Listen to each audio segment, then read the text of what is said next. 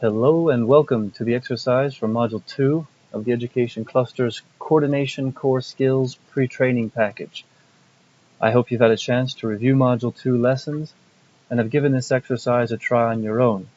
If you haven't had a chance yet to go through the lessons and this exercise, I encourage you to pause this video and give it a try. For instructions for this exercise, those can be found inside of the Module 2 folder we've provided you.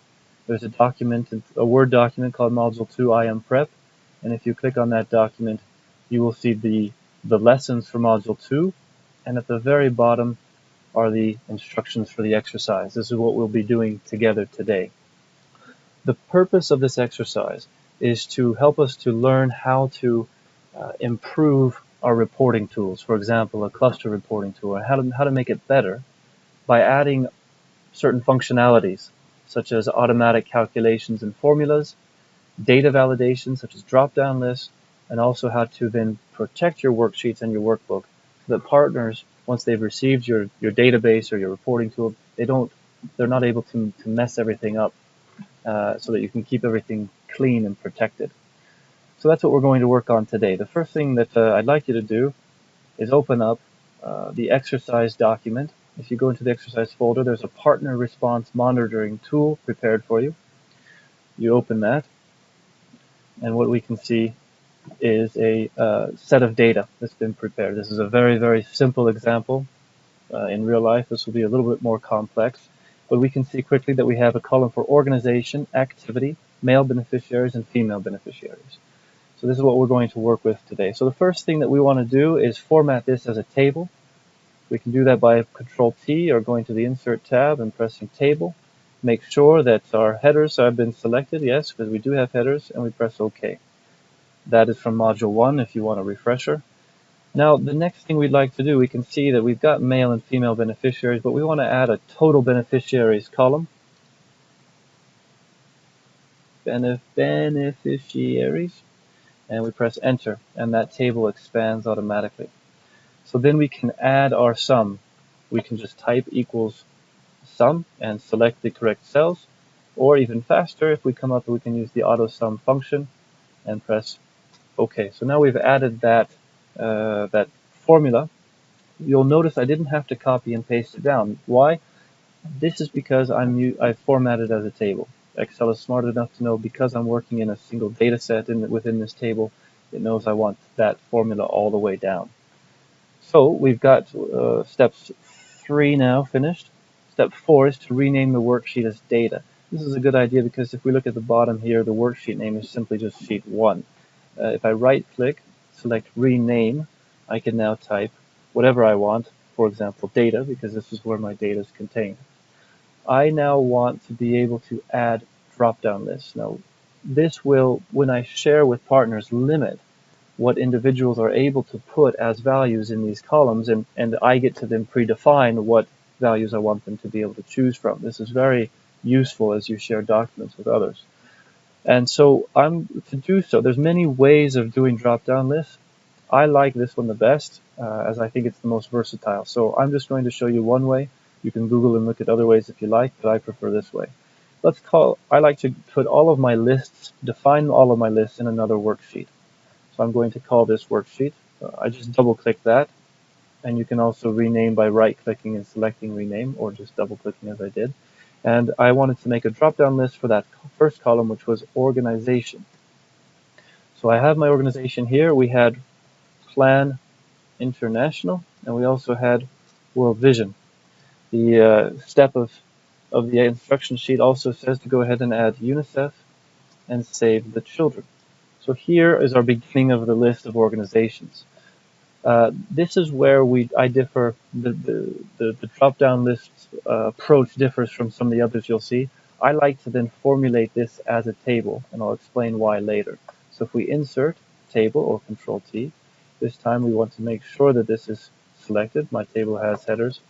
And so we have now a table containing the values that we want to later use to create our drop-down list. The next step is to name our range. What this means is we want to give these values a specific name so that we can refer to them in the drop-down list. So what I will do is go to the Formulas tab and go to Name Manager. Shortcut key is Control F3. I press that button, I select New, and I want to give it a name. By default it's saying Plan International just because my cursor is there. I'm just going to call it org, and it's asking what does this named range refer to, which cells. I want to refer to all of the cells in this column. So when I start with A2, you'll notice it says A2 on the sheet here. But I want more than A2. I want not only A2, but let me just start over here.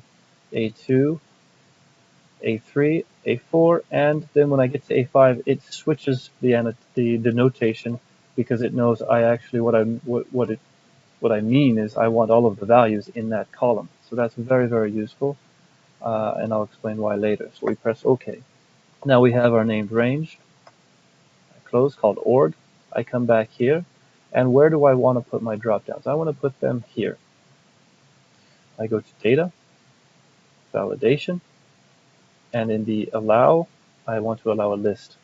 Here then, for the source, I want to type the name. Always start with equals, and the name of my range was org. If you can't remember, or if you're lazy like me, just press the F3 button, and then you can select org, press OK, and you can see that, hey, we've got a drop-down list. But you notice that it's not in alphabetical order, and let's make it easier for people who are reporting. We'll go to Lists and sort it alphabetically. So any change we make to that list there, spelling or additions or alphabetization, any changes we make to that list there, we can see reflected here. Okay.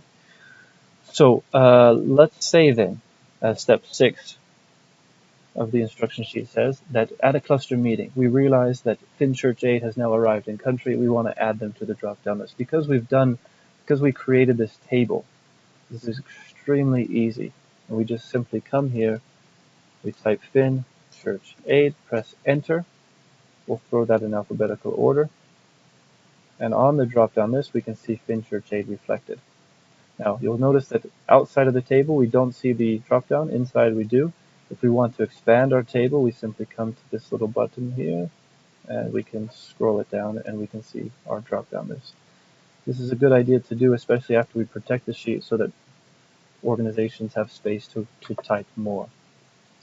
So we've now done that. We're going to quickly repeat all of the steps to create a drop-down list again for the activity column. So what I'll do is simply, I'm going to save time, copy those values and paste them here. Pasting values. I'm going to delete this one here because it's a repeat. And now we have those 3. Let's say I wanted to add distribution of recreational materials, or better yet, kits. Again, now we turn that into a table. We name that formula, name manager, or control F3. Activity is in fact what I want to call it, but I just want those values there. It's okay. And now come back to our data, and this time I want to make sure to select everything in that column. Go to data, validation, list, F3, activity, okay, and we have our drop-downs. And these drop-downs are also working. Undo. Just to make sure that our sum is working. 3 and 2 is in fact 5. Great. So we've got a database now that's got some great data validation. We've got our formula, but we want to be able to protect this when we share it with partners so that they don't mess it all up.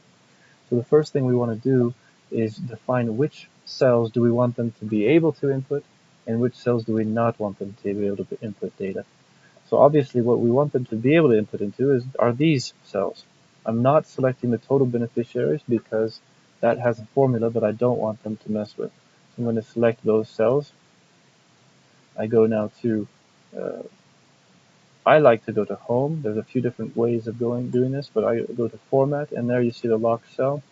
I select it, and then you can see there it's deselected. And now I can go ahead and protect this worksheet. by going to Review, Protect Sheet, give it a password if you wish, don't have to, 1, 2, 3. I encourage you one day to go through and really look at all of the different options of what you can allow. Press OK, 1, 2, 3. So now it's protected.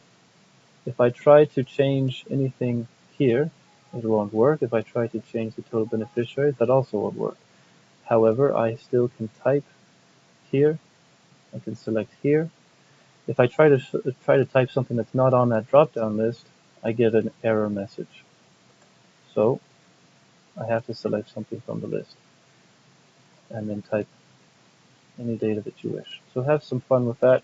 Go ahead and play around with it. That's how to protect the worksheet and unlock and lock cells. However, I don't want people to be able to come into the list and change this. So to protect that, if you right-click on the Worksheet tab, you can go to Hide, and then once that's hidden, you can always unhide it, but to make it impossible for a partner to unhide, go to Protect Workbook. Before we protected the sheet, now we're protecting the structure of the workbook. Password if you wish, 1, 2, 1, 2, 3, 1, 2, 3. And now if we try to right-click and unhide, we can't unhide anything. They won't even know that there's anything unhidden, and that's anything hidden, and that's because we've protected the workbook. So now go ahead and have a practice. Put in some data. Practice unprotecting if you wish, reprotecting, and that's the end of this module. Thank you.